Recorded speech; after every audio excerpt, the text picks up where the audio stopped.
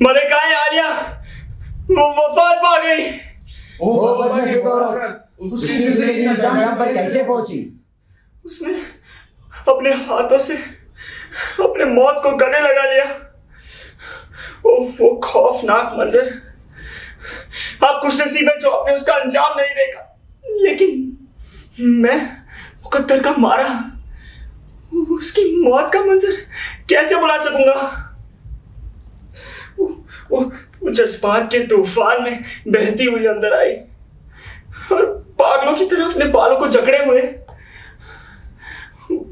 वो अपने कमरे में चली गई और दरवाजा बंद कर दिया और चीख चीख कर मरहूम लाइस को पुकारने लगी और अपने मासूम बच्चे के बारे में बताने लगी जो अपने ही वालिद का कातिल था और जिसने अपनी ही मां के साथ हमबिस्तरी करी। जिस कोख से वो पैदा हुआ उसी कोख से उसने अपने बच्चे पैदा करे।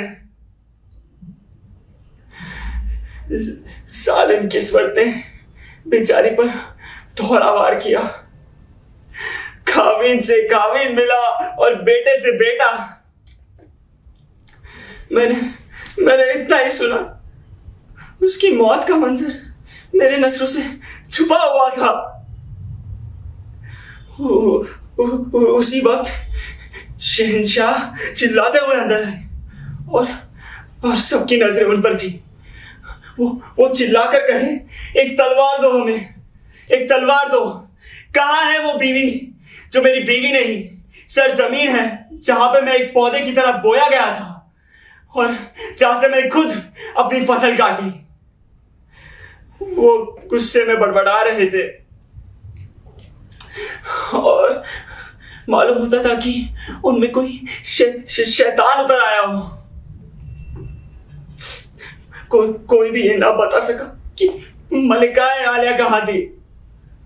वो खुद बंद दरवाजे पर टक्कर मारने लगी।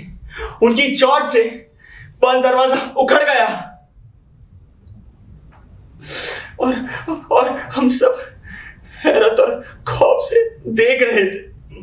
मलिका आलिया की लाश रस्सी से बंधी हुई झूल रही थी।